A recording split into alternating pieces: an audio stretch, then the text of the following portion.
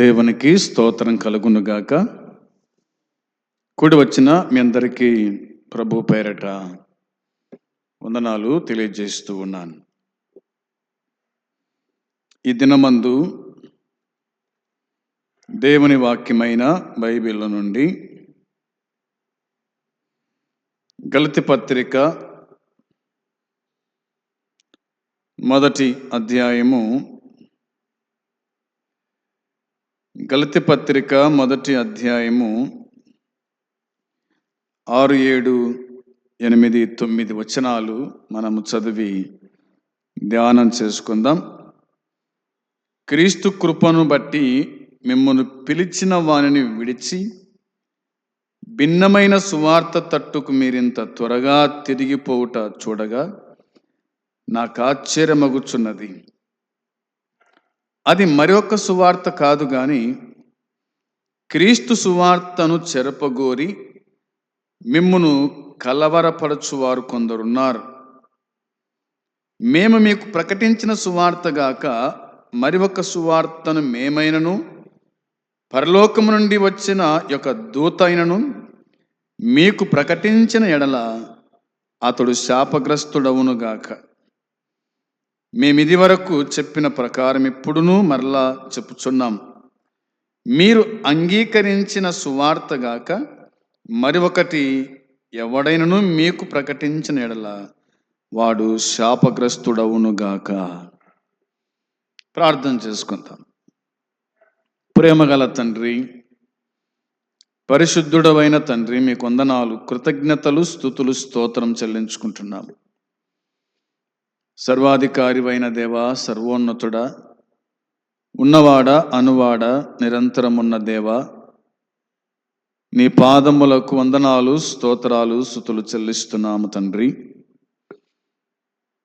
ఈ దినమందు, ఈ సమయమందు నీ సన్నిధికి వచ్చుటకు నువ్వు మాకిచ్చిన ఈ భాగ్యాన్ని బట్టి వందనాలు, స్తోత్రాలు, స్తుతులు చెల్లిస్తూ ఉన్నాం. పాటల్లో తోడే ఉండి కాపాడినందుకు స్తోత్రం. పాడిన వారిని దీవించి ఆశీర్వదించండి. నీ గ్రంథములోని వాక్య భాగం మేము చదువుకొని ఉన్నాం దేవా, మీరు చదివించారు, అందుని బట్టి స్తోత్రం. ఇంకా చదవబోయేటువంటి అధ్యాయాలు, వచనాలు కూడా దీవించి ఆశీర్వదించండి. మీరే మాతో మాట్లాడుతున్నామని ప్రార్థిస్తూ ఉన్నాం. పాపికి రక్షణ, విశ్వాసికి ఆదరణ కలిగించే మాటలు బోధించుమని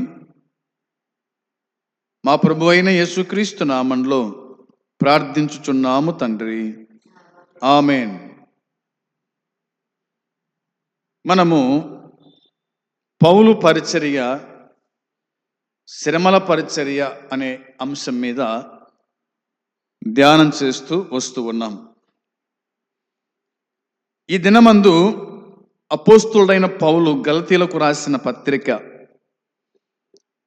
ఈ పత్రికలోని సంఘ విశ్వాసులతో పౌలు మాట్లాడుతూ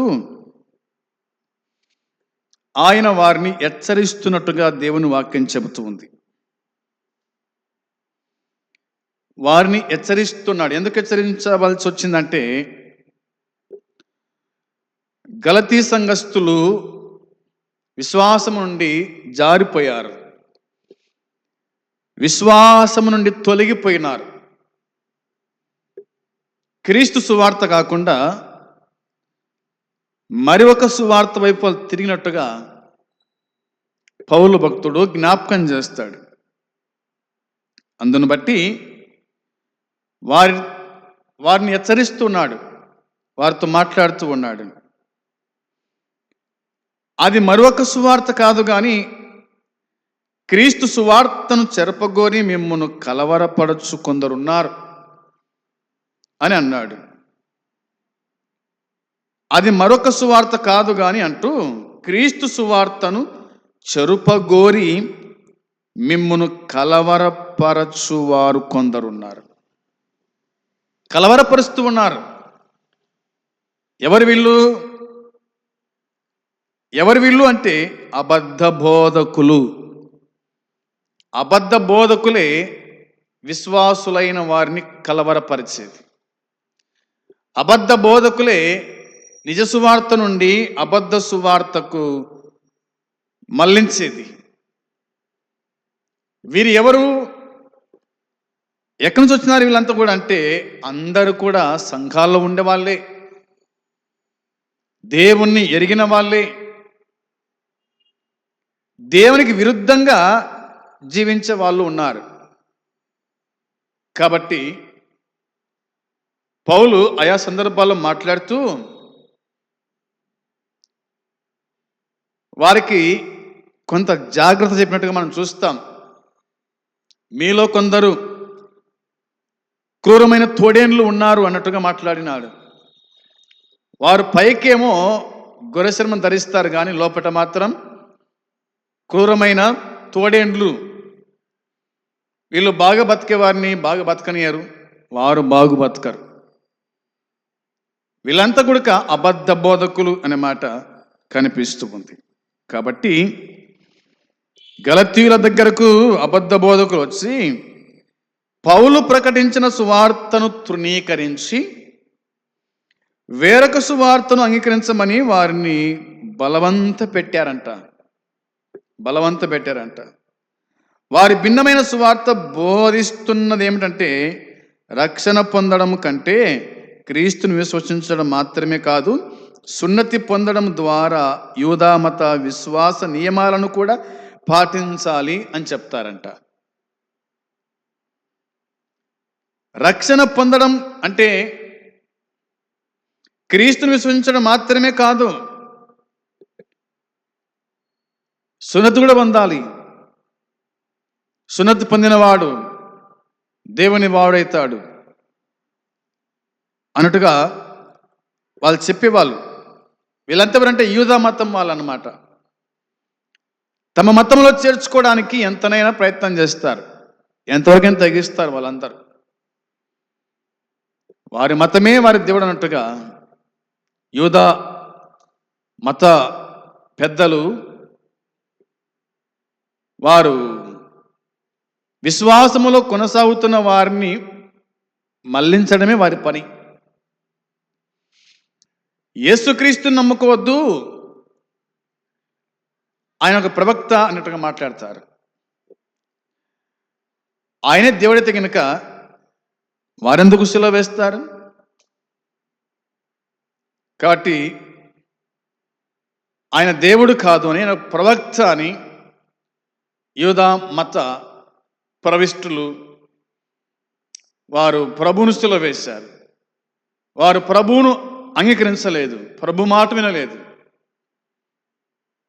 కాబట్టి రక్షణ పొందితే చాలదు, క్రీస్తుని అంగీకరిస్తే చాలదు, సున్నతి కూడా మనం పాటించేవారుగా ఉండాలి అని వారు చెప్తారన్నమాట పౌలే చెప్పాడు.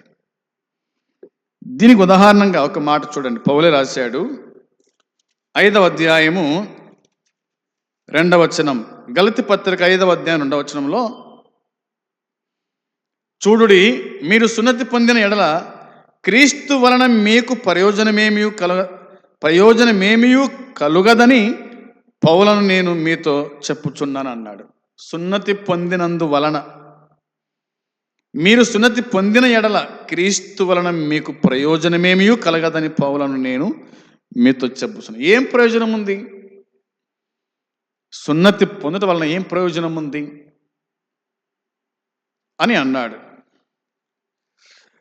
ధర్మశాస్త్రము యావత్తు ఆచరింపబద్ధుడై ఉన్నాడని సున్నతి పొందిన ప్రతి మనుషునికి నేను మరలా దృఢముగా చెప్పుచున్నాను అని చెప్పాడు. మీలో ధర్మశాస్త్రము వలన నీతిమంతులని తీర్చబడు వారెవరో వారు క్రీస్తు నుండి బొత్తిగా వేరు చేయబడి ఉన్నారు, క్రీస్తు నుండి తొలగిపోయి ఉన్నారు అని అన్నాడు అన్నమాట.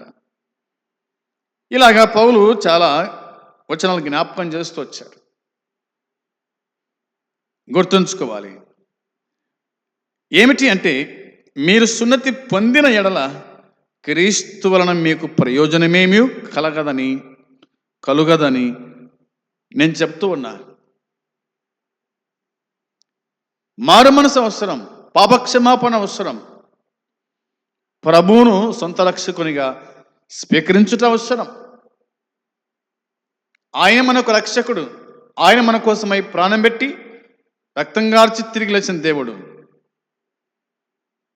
అనేది తెలియజేశాడు. ఇంకా ఏమన్నాడంటే 3వ అధ్యాయం 5వ వచనంలో, ఆత్మను మీకు అనుగ్రహించి మీలో అద్భుతములు చేయించు వాడు ధర్మశాస్త్ర సంబంధ క్రియల వలన లేక విశ్వాసముతో వినుట వలన చేయించుచున్నాడు అనే మాట ఉంది. ఇందులో కనిపించే మాట ఏమిటంటే, ఆత్మను గురించి మాట్లాడే సందర్భంలో పరిశుద్ధాత్మ బాప్తీసము, దాన్ని తదనంతరము పరిశుద్ధాత్మ విశిష్టత కార్యాలు కూడా వాటిల్లో ఇమిడి ఉంటాయి అన్న సంగతి తాను జ్ఞాపకం చేశాడు. అందును బట్టి ఆత్మను మీకు అనుగ్రహించి మీలో అద్భుతములు చేయించు వాడు ధర్మశాస్త్ర సంబంధ క్రియల వలన లేక విశ్వాసముతో వినుట వలన చేయించుచున్నాడు అనే మాట ఇందులో మనం చూస్తాం. దేవుని పిల్లలారా, వాక్యం చెప్తున్న మాట ఏమిటంటే, అద్భుతములు అపోస్తులైన పౌలు మనసులో పరిశుద్ధాత్మ ప్రత్యక్షతలు, ఆయన పెంతెకొస్తు దినాన శక్తి ఆయన పొందినట్టుగా మనం చూస్తాం. అపోస్తులైతేనేమి, పౌలైతేనేమి, వారు పరిశుద్ధాత్మను పొందారు, పరిశుద్ధ శక్తిని పొందినట్టుగా మనం చూస్తాం. వారు ఆత్మను పొందారు కాబట్టి వాళ్ళు అద్భుతములు, ఆశ్చర్యకార్యాలు జరిగించినట్టుగా ఈ వచనం మనకు జ్ఞాపకం చేస్తూ ఉంది. 4వ అధ్యాయం 10వ వచనం చూడగా, 4వ అధ్యాయము 10వ వచనం మనం పరిశీలన చేయగా, మీరు దినములను, మాసములను, ఉత్సవ కాలములను, సంవత్సరములను ఆచరించుచున్నారు అన్నాడు. దినములను ఆచరించుట, అవునా? మాసములను, ఉత్సవ కాలములను, సంవత్సరాలను మీరు ఆచరిస్తున్నారు. ఆచరించవచ్చా? దినాలను, సంవత్సరాలను, అవునా, మాసములను, అమావాస్యలను మనము ఆచరించవచ్చా? ఆచరించకూడదని వాక్యం చెబుతుంది. అయితే గలతీ సంఘస్థులు ఆచరించారంట. అంటే వాళ్ళు భిన్నమైన సువార్త తట్టం తిరిగినట్టుగా మనం చూస్తాం. వాళ్ళు ఆచరించారు. అందుకనే పౌలు మరలా వారిని హెచ్చరిస్తున్నట్టుగా దేవుని వాక్యమైన బైబిల్ మనకు జ్ఞాపకం చేస్తూ ఉంది. అబద్ధ బోధకులు అనే మాట మనం చూస్తాం. ప్రియమైన వారలారా, దేవుని వాక్యం చెప్తున్న మాట జ్ఞాపకం చేసుకోవాలి. వచనం 8లో రాయబడింది, మేము మీకు ప్రకటించిన సువార్త కాక మరొక సువార్తను మేమైనను పరలోకము నుండి వచ్చిన యొక్క దూతైనను మీకు ప్రకటించిన ఎడల అతడు శాపగ్రస్తుడవును అన్నాడు. మీకు ప్రకటించిన సువార్త కాకుండా అనే మాట రాయబడింది. మేం చెప్పిన సువార్త అది క్రీస్తు సువార్త. యేసుక్రీస్తు గురించి మాత్రమే ప్రకటించినాం. ఇది కాకుండా క్రీస్తు సిలువేయబడ్డాడు, క్రీస్తు మరణించాడు, సమాధి తిరిగి లేచాడు, ఆయనే మన ప్రభు అనే ఈ వాక్యం కాకుండా మరి ఒక్క సువార్త ఎవడైనా ప్రకటించినా కానీ, మేం ప్రకటించినా, పరలోకం నుంచి దిగొచ్చిన దేవతలు ప్రకటించిన వాడు శాపగ్రస్తుడు అవును కాక అన్నాడు అన్నమాట. శాపగ్రస్తుడు అనే మాట కనిపిస్తూ ఉంది.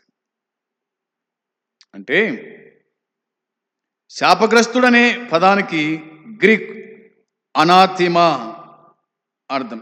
దేవుని శాపానికి గురి కావటం, నాశనానికి గురై దేవుని ఉగ్రతను తిరస్కరించి లేదా తిరస్కారాన్ని పొందటం, ఇలాంటి వారు శాపగ్రస్తులు అవుతారన్న మాట కనిపిస్తుంది. ప్రియమైన సోదరి సోదరులారా, క్రీస్తు తనకు ప్రత్యక్షపరచిన విధంగా పౌలు ప్రకటించిన సువార్తకు విరుద్ధమైన సువార్తను ఎవరైతే ప్రకటిస్తారో వారంతా కూడా శాపగ్రస్తులవుతారు. దాన్నే పౌలు ఇట్లా అన్నాడు. 11 వచనం చూడండి. సహోదరులారా, నేను ప్రకటించిన సువార్త మనుషుని యోచన ప్రకారమైనది కాదని మీకు తెలియజేయుచున్నాను. మనుషుని వలన దానిని నేను పొందలేదు, నాకెవడును దాన్ని బోధింపను లేదు, కానీ యేసుక్రీస్తు బయలుపరచుట వలననే అది నాకు లభించింది అని చెప్పాడు. పౌలు మాట్లాడుతూ, నేను ప్రకటించిన సువార్త మనుషుని యోచన ప్రకారమైనది కాదు అన్నాడు. మనుషుని యోచన ప్రకారమైనది కానే కాదు, మీకు తెలియజేస్తుందని చెప్పాడు. మనుషుని వలన దానిని నేను పొందలేదు, నాకెవడు దాన్ని బోధింపను లేదు. నేను మనసు వల్ల పొందలేదు, నాకెవడు దాన్ని బోధించలేదు, కానీ యేసుక్రీస్తు బయలుపరచుట వలననే అది నాకు లభించింది. ఆయన బయలుపరిచాడు, అది నాకు లభించింది. ఆయన బోధించాడు, నేను స్వీకరించాను, నేను స్వీకరించిన దాన్ని మీకు ప్రకటిస్తూ ఉన్నాను అని చెప్పాడు. తాను ఏది విన్నాడో అది గ్రహించగలిగినాడు, దాన్ని ప్రకటించినాను అనేది పౌలు భక్తుడు గలతీ విశ్వాసంలో చెప్పినట్టుగా మనం చూస్తాం. 6వ వచనంలో మనం చూసినప్పుడు, క్రీస్తు కృపను బట్టి మిమ్మును పిలిచిన వాడిని విడిచి, అవునా, క్రీస్తు కృపను బట్టి మిమ్మును పిలిచిన వాడిని విడిచి భిన్నమైన సువార్త తట్టుకు మీరింత త్వరగా తిరిగిపోట చూడగా నాకు ఆశ్చర్యం అనిపిస్తుంది. అవునా, మిమ్మల్ని పిలిచిన వాడు దేవుడు, మిమ్మల్ని ఏర్పరచుకున్నవాడు దేవుడు, మీరు యేసుక్రీస్తు నామందు విశ్వసించిన వాళ్ళు. అయితే క్రీస్తుని మీరు విడిచిపెట్టేసినారు, క్రీస్తు కృపను మీరు విడిచిపెట్టి భిన్నమైన సువార్త తట్టుకు మీరెంత త్వరగా తిరిగిపోవట చూడగా నాకు ఆశ్చర్యం అనిపిస్తూ ఉంది. భిన్నమైన సువార్త, ఇది యేసుక్రీస్తు సువార్త కాదు, ఇది సరైన సువార్త కాదు, ఇది భిన్నమైన సువార్త, అబద్ధికులు బోధించేటువంటి బోధ. పౌలు ఆశ్చర్యపోయాడంట. ఇంకేమన్నాడు పౌలు అంటే వాక్యం చెప్తున్నమాట, మీరింత త్వరగా తొలగిపోతిరా, అవునా, మీరింతగా భ్రష్టులైనారా, ఏమిటి విచిత్రం అన్నట్టుగా పౌలు భక్తుడు మాట్లాడుతూ వచ్చాడు. ప్రియమైన వాళ్ళ దేవుని వాక్యం చెబుతూ ఉంది, ఒకవేళ ఎవరైనా గనుక ఈ లేఖన సత్యాల్లోని మాటలు తీసివేసిన కలిపిన వాడేమవుతాడు అంటే వాడు శాపగ్రస్తుడు అవుతాడు, అంతే. ఇంకోటి, దేవుని గ్రంథం నుంచి అతడు తొలగించబడతాడన్నమాట రాయబడింది.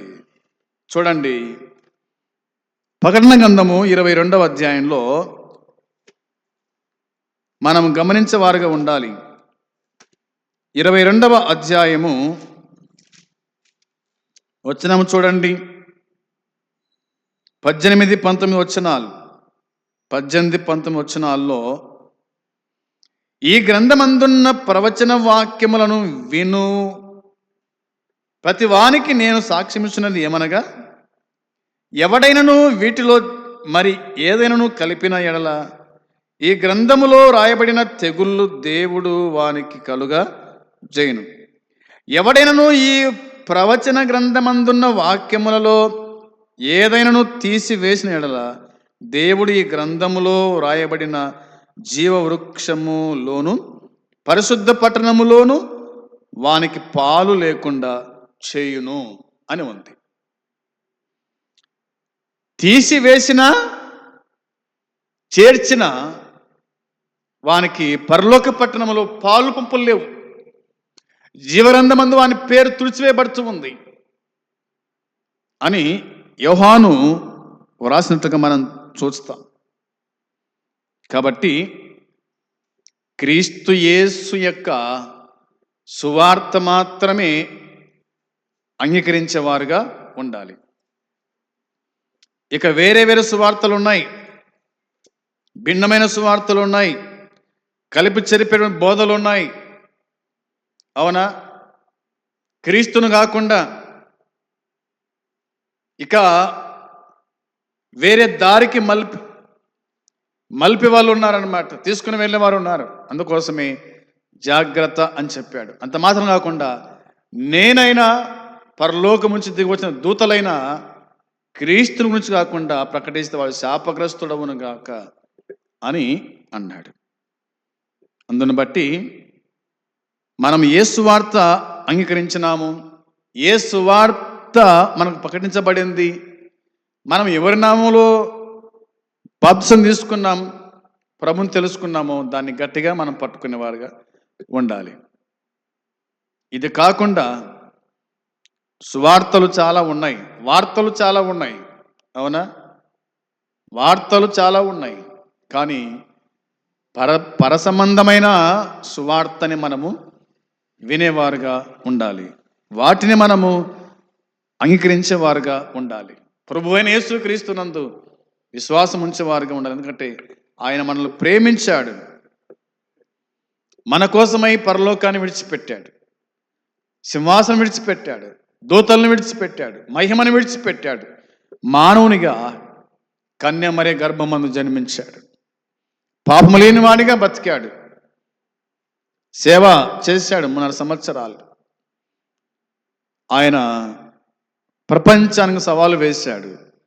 నాలో పాపం ఉన్నదని ఎవడు స్థాపించగలడు, రుజువుపరచగలని సవాలు వేసిన దేవుడు ఆయన. ఆయన పరిశుద్ధుడైన దేవుడు, ఆయన నీతిమంతుడు, ఆయన చనిపోయి సమాధి చేయబడి తిరిగి వచ్చిన దేవుడు. ఆ దేవుని కాకుండా ఇక ఏ దేవుని నమ్ముకున్నా కానీ మనకంటూ మోక్షం అంటూ ఉండదు, పరలోకం ఉండదు. ఆ పరలోకం చేరాలంటే యేసుక్రీస్తే మార్గం, సత్యం, జీవం. నా ద్వారానే తప్ప ఎవడు పరలోకం చేరలేడని ప్రభువు చెప్పిన మాటను జ్ఞాపకం చేసుకుంటూ, మరి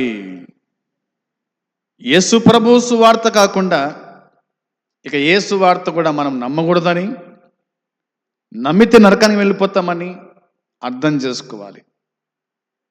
ఆయనే మనకు లోకరక్షకుడు, సర్వాధికారి ఆయనే, రాజులకు రాజు, ప్రభువులకు ప్రభు ఆయనే. ఆయన తప్ప ఎవరు లేరు.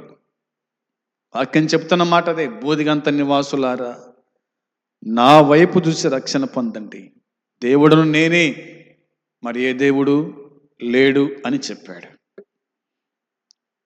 పేతురు అంటాడు యేసుక్రీస్తు అందరికీ ప్రభు అంటాడు. ఆయనలో పక్షపాతం లేదు, ఆయన దేవుడై ఉన్నాడన్న సంగతి బైబిల్ తేటగా గుర్తు చేస్తూ ఉంది. ఆ ప్రభునందు విశ్వాసం ఉంచిన మనము విశ్వాసంలో బలపడదాం. విశ్వాసం ఉంచని వాళ్ళు విశ్వాసం ఉంచి దేవుని రాజ్యం చేరవలసిందిగా ప్రేమతో మనవి చేస్తున్నాను. అట్టి కృప దేవుడు మనకు అనుగ్రహించునుగాక. ఆమేన్. ప్రార్థన. పరమ తండ్రి, మీకు స్తోత్రం, స్తుతులు చెల్లిస్తున్నాం. మీరు వినిపించిన ఈ మాటలను బట్టి స్తోత్రాలు.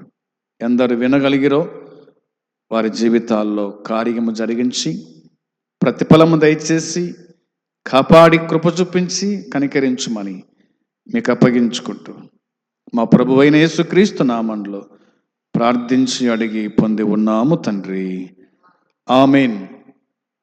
పరలోకమందున తండ్రి ప్రేమ, మన ప్రభు అయిన యేసుక్రీస్తు కృప, పరిశుద్ధాత్మ సన్నిధి సహవాసం కూడి వచ్చిన మనకు సకల పరిశుద్ధులకు ఇప్పుడు ఎల్లప్పుడూ సదాకాలము తోడై ఉండును గాక, ఆమేన్. మంచిది, అందరికి వందనాలు.